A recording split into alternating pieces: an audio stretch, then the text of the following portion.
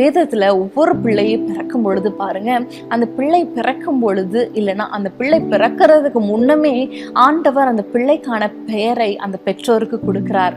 அந்த பிள்ளை பிறக்கும் பொழுது அதனுடைய தகப்பனோ தாயோ, நீங்க முழு வேதாகமத்தையும் வாசித்து பாருங்க, அதற்கு பெயர் இடுகிறத நம்ம பார்க்கிறோம். இன்னைக்கு நிறைய பேர் பிள்ளை பிறந்து பல மாதங்களாகியும் பேரை நீங்க வைக்காம நிறைய பேரை நம்ம பார்க்கிறோம். அப்படி அல்ல, அந்த பிள்ளையை கொடுக்கிறார் என்றால் அந்த பிள்ளைக்கான பெயரை ஆண்டவர் நிர்ணயித்து வைத்திருக்கிறார். அதை நீங்க ஆண்டவரிடத்துல கேட்கணும். ஆண்டவரே, இந்த பிள்ளையை பிறக்க போதே இந்த பிள்ளைக்கு நான் என்ன பெயர் இடணும்?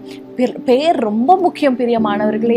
இஷ்டத்துக்கு நீங்க பெயரை வைக்க கூடாது. ஏன்னா வேதத்துல ஒரு வசனம் இருக்குது, அவன் பெயர் எப்படி இருக்கிறதோ அப்படியே அவன் இருக்கிறான் என்று நம்ம பார்க்கிறோம். அப்போ நம்ம பெயரை வைக்கும் பொழுது அந்த பெயருடைய அர்த்தம் என்ன, அந்த பெயருடைய அதோடைய உள்ள இன்னர் மீனிங் என்ன, அது எங்கிருந்து வந்தது, யாருடைய பெயர் என்பதெல்லாம் நீங்க ரொம்ப ஆராய்ந்து பார்க்கணும்.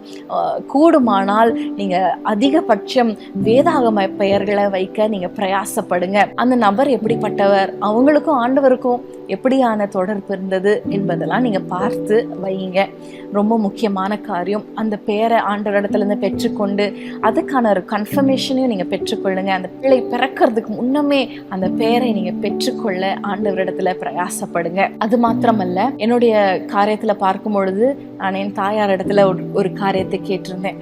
அதாவது பிள்ளை பிறந்த உடனே அந்த பிள்ளை காதுல ஒரு நல்ல ஒரு கர்த்தருடைய வார்த்தை கேட்கணும், கர்த்தருடைய வசனம் அந்த பிள்ளைகள் காதுல கேட்கணும் அப்படின்னு கேட்டிருந்தேன். எனக்கு ஒரு நல்ல வசனத்தை நீங்க எனக்கு சூஸ் பண்ணி வைங்க அப்படின்னு சொல்லும் பொழுது அவங்களும் எனக்கு ஒரு அருமையான ஒரு வசனம், யோவான் ஸ்நானகனை குறித்து அந்த வசனங்களை அவங்க மார்க் பண்ணி அதுல பெனாயா அப்படின்னு எழுதியிருந்தாங்க.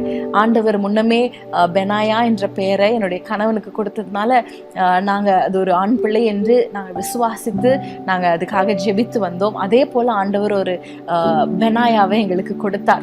அப்போ அந்த அந்த அவங்க இறந்து போயிட்டாங்க. ஆனா ஒரு நாள் நான் பைபிளை திரும்பி பார்க்கும் பொழுது பாருங்க, நான் சொன்ன அந்த காரியத்தை அம்மா நினைவுல வச்சு அதுல எழுதி பெனாயா அப்படின்னு எழுதியிருந்தாங்க.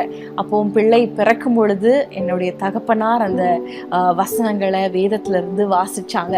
நீங்களும் உங்கள் பிள்ளை காதுல ஒரு நல்ல ஆண்டவருடைய வசனம் கேட்கணும் என்று சொல்லி பிரயாசப்பட்டு ஆண்டவரிடத்துல அந்த வார்த்தைகளை நீங்க பெற்றுக்கொண்டு பிள்ளை பிறக்கும் பொழுது அந்த வசனங்களை சொல்ல நீங்க முயற்சிக்கலாம்.